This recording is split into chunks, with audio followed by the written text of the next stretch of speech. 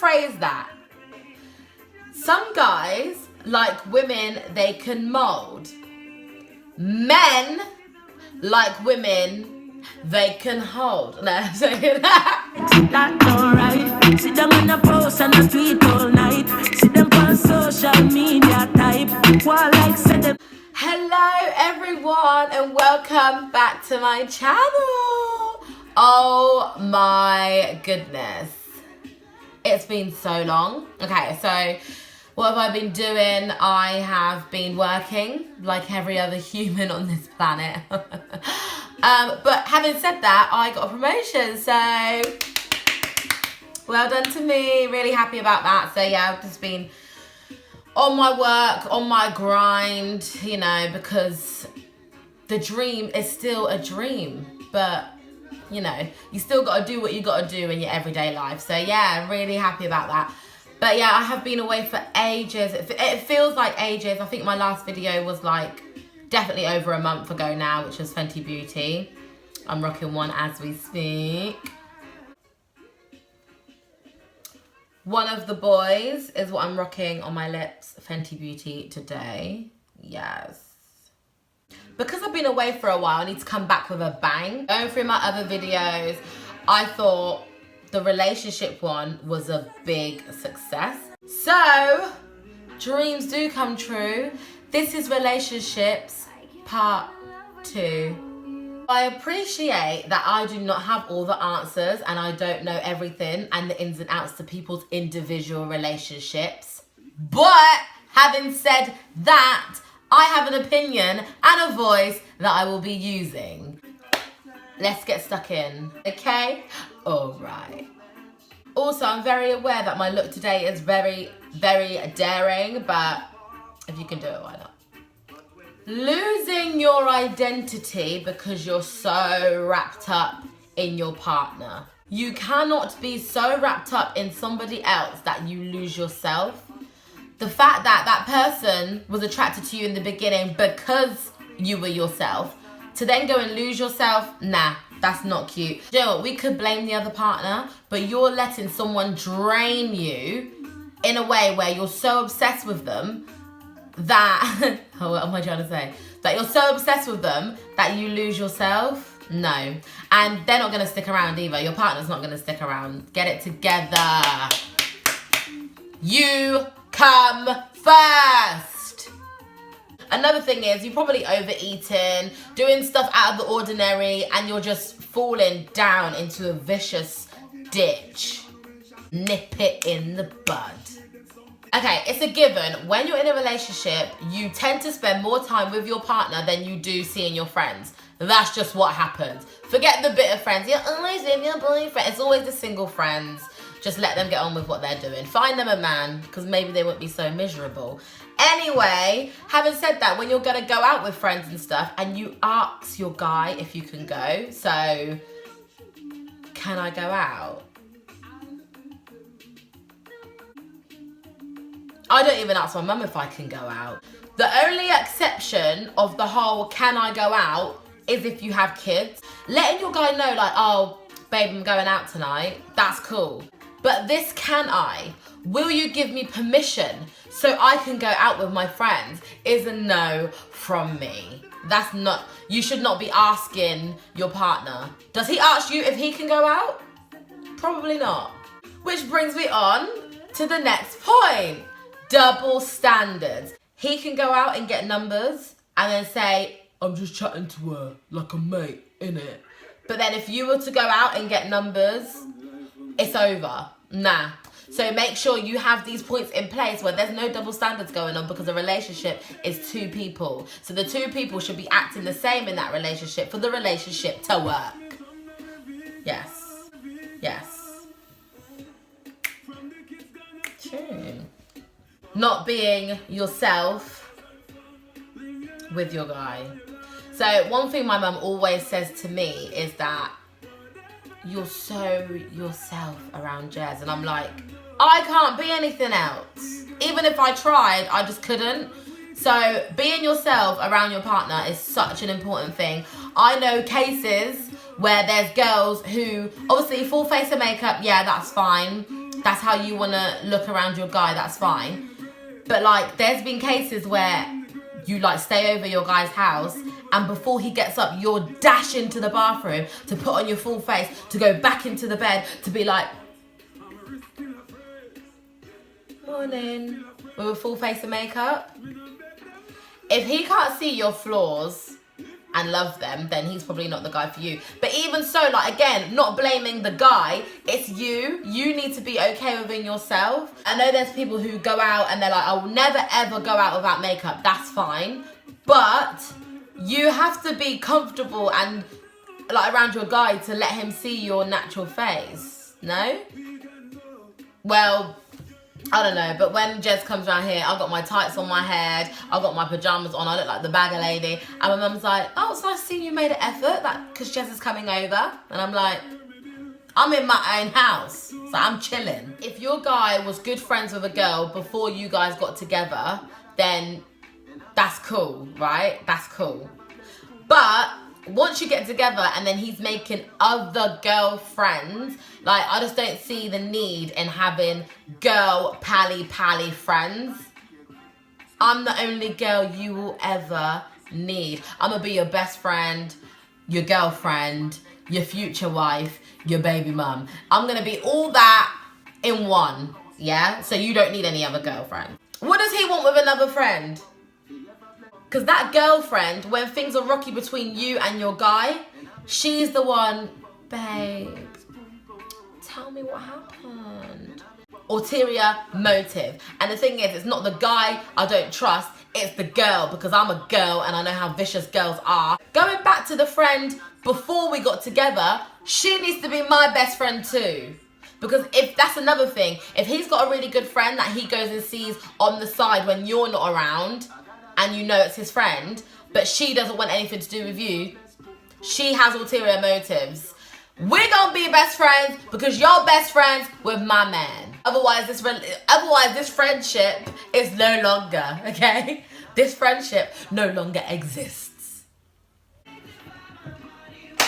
My favorite is the side chicks. Hi, side chicks. That's exactly what you are on the side. You are the coleslaw to my Nando's, the ice cream to my brownie, the garlic bread to my bolognese, the custard to Granny's crumble, right? You are right on the side. The guy is feeding you empty promises. I'm gonna do it, I'm gonna break up with her, I'm gonna do it, I'm gonna do it, I'm gonna do it. He's not gonna leave his steak for your sausage roll ass!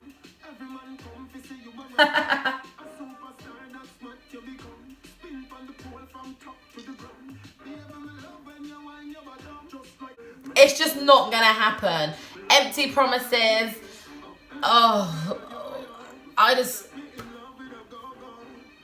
What can you say about a side chick?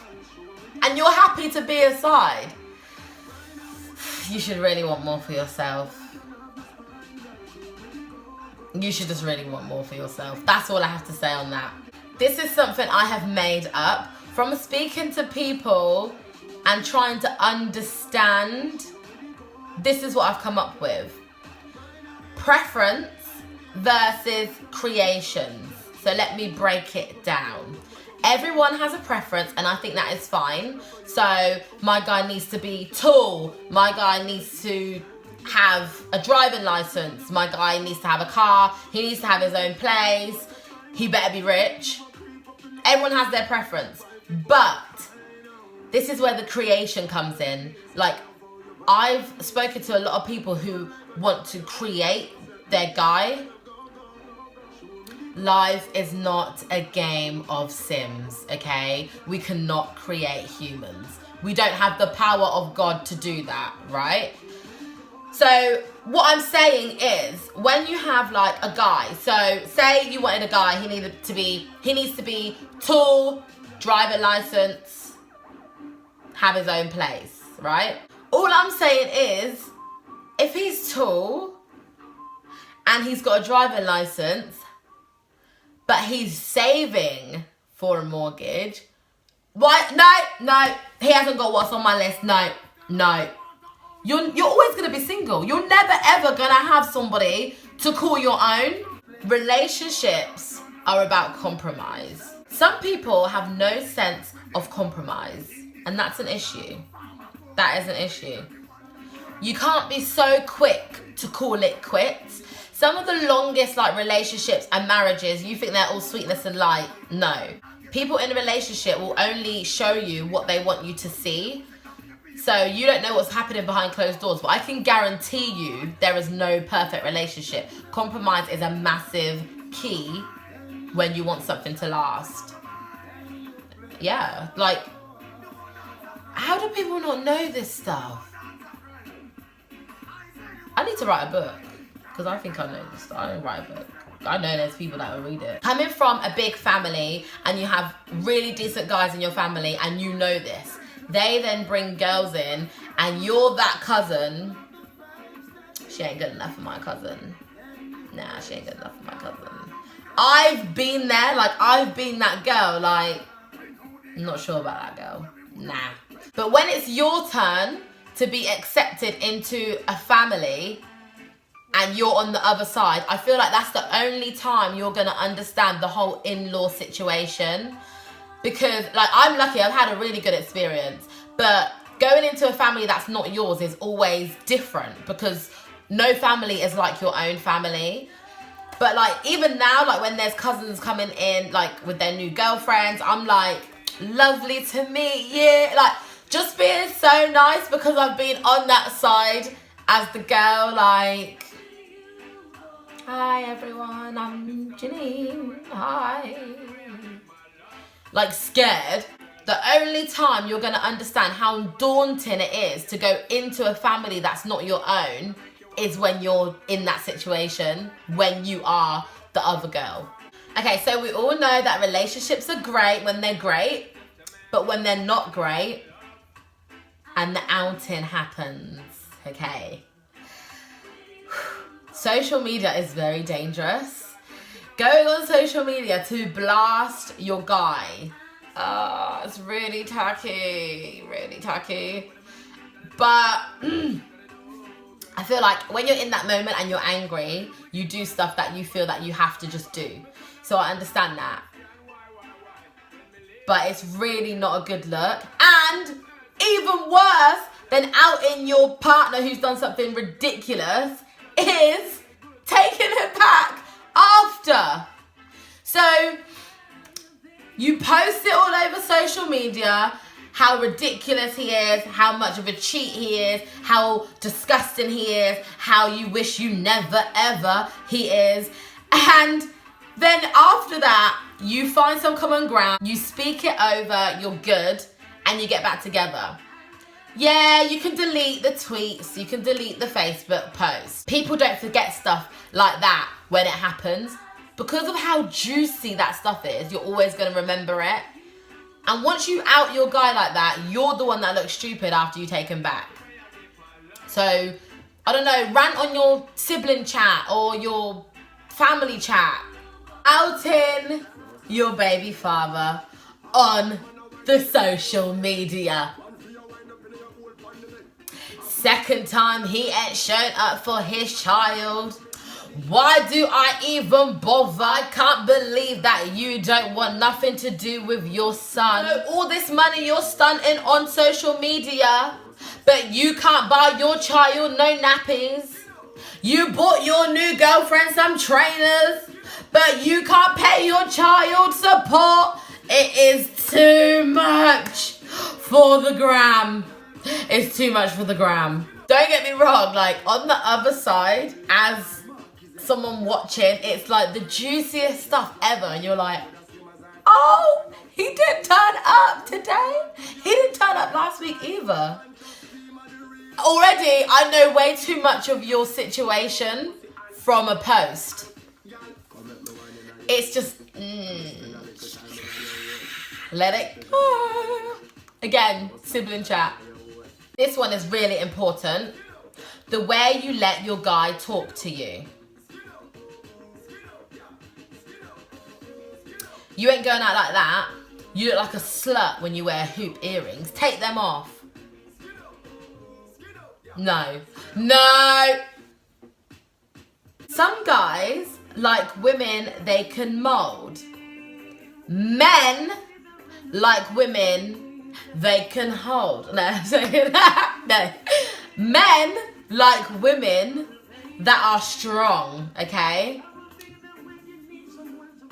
This is what I'm getting at. This is what I'm getting at.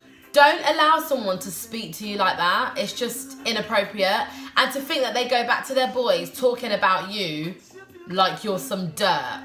No, that is not cute. That's not okay. Being friends, like friends with an ex. So when you're in a relationship, everything from your past needs to be left in the past, right? For you to then be like, okay, talking, like say hello and talking to exes when you bump into them is different because I'm that girl. I'm very open and there's no like hard feelings from my point of view. And as far as I'm concerned, you and I both know that I'm the one that got away. So I'm more than happy to speak, and not about like what happened, but I'm more than happy to have general convo with you and say hello if I see you. That's just me. But having your number, messaging, texting, general, no. Because from like your partner's point of view, you've gone like second base and beyond with that person. That's not cool. And how would you feel if he was out there texting all his ex-girlfriends? Like, you wouldn't be happy. Babe, she's just a mate. She ain't no mate of yours, because she ain't a mate of mine. My partner tells me everything. He probably doesn't. Being in a relationship, people would know, right? So there is certain things that you wouldn't necessarily tell your partner. For example, some guy was hitting on you in the club and something he said. You don't want to go run back and tell your partner because you know the guy's dead, right? He's a dead man walking. So there's certain things that you would keep from your partner. So for you to be like, my guy tells me everything. No, he probably doesn't. And that's not lying. A lot of people try and put not telling everything with lying. And I don't think that's the same. Because anyhow, I find out some information about some girl all up on my man. Yeah, I don't even need to finish the sentence. Anyway, that also brings me on to people who have been together but are not together anymore, and you make a pact of whatever we do, we're going to tell each other just so the other one knows. Whatever you guys are still doing, that's your business. But there's no way, why is he going to say to you, I hooked up with this girl last night, I hooked up with this girl last week. Why is he going to say that to you? If he says that to you, his chances of still getting with you are minimizing. So why would he admit that he's out there doing the dirt with other girls when he's got you right there? He's not in a relationship as far as he's concerned. He don't owe nobody, no loyalties, no answers, no nothing. So the way you think he's going to tell you everything when you're not even together, when people are together and they don't tell each other everything, it just really baffles me. There is girl code. So I feel like personally, if it's an ex, if it's a guy you were talking to, if it's a guy that you had strong feelings for or any feelings for, I think part of girl code, family, friends, don't go there. There's like, how many men is there in the, I'm going to Google this. I'm going to get some facts. This is still going up. There are 3,831,976,575 males in this world. I spoke to that one.